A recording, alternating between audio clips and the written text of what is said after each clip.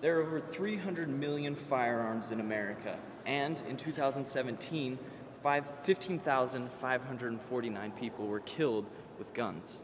Since 1966, we've had about 152 mass shootings in America. Now, more than ever, America's talking about gun control. But with so much coverage, facts are being misinterpreted and data is skewed.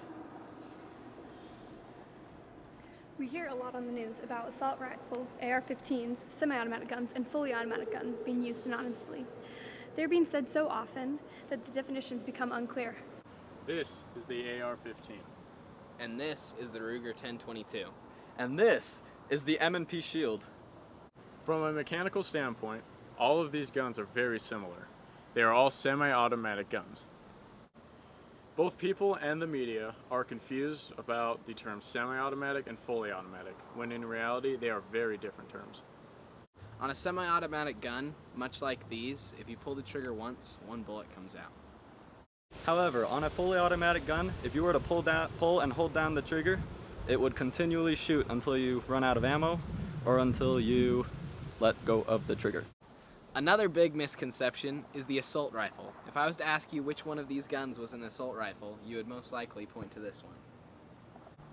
Many people think the AR stands for assault rifle, but that's actually false.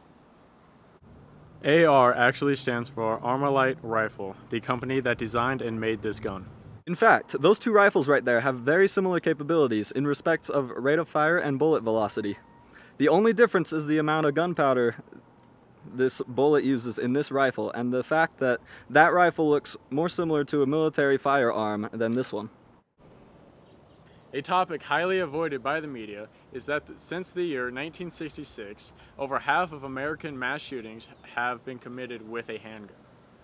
Even if gun control were to be enacted, it would only stop about 20% of all gun-related deaths annually. Now that we have talked about some of the common misconceptions associated with guns, we can delve into the opposition of the right to bear arms. Many people are in favor of eliminating all guns. Their opinion is that guns are unsafe, and by eliminating guns, you eliminate all violence. Unfortunately, history has shown that when you eliminate guns, violence still persists. The first problem is that not everybody is going to comply with law. In Australia in 1996, they passed gun legislation forcing citizens to turn in their guns, but they only got 30% of the guns in Australia turned in. So in America, if we did that, they would only get 100 million, leaving 200 million totally unregistered out in the system. While there hasn't been a mass shooting in Australia since recently, violent crime rates did go up in Australia, showing that even if you take away guns, problems don't cease to happen. Gun violence is an issue, but one that isn't solved by outlawing guns.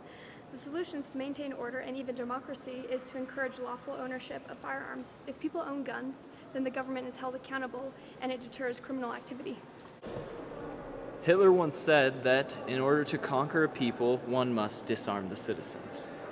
America values democracy, and in knowing that, citizens that are independent and armed help keep democracy on track and accountable. If the government is corrupt and tries to take absolute power, they'll have an impossible time maintaining authority because citizens can protest and defend themselves. While gun-free zones are a nice gesture, it shows that people in areas are unarmed and defenseless. According to the Crime Prevention Research Center, since the 1950s, 99% of the mass shootings have been in gun-free zones. After seeing a major trend like that, we should be doing everything we can to change that. When President Trump suggested that teachers who are willing and able to get a gun by legal means and a permit to carry, people mocked and ridiculed him, saying that a good guy with a gun won't be able to stop a shooter. However, there have been several instances where a shooter has been stopped by a civilian with a firearm. The most important thing we can do today is be accountable for ourselves. If you so choose to purchase a weapon or a gun, do so lawfully and safely and take all precautions. In summation, we need to protect ourselves if we want to protect our country. We hope that you learned something new about gun control today, and if you want to check our sources, there's links in the description below. Thank you for watching.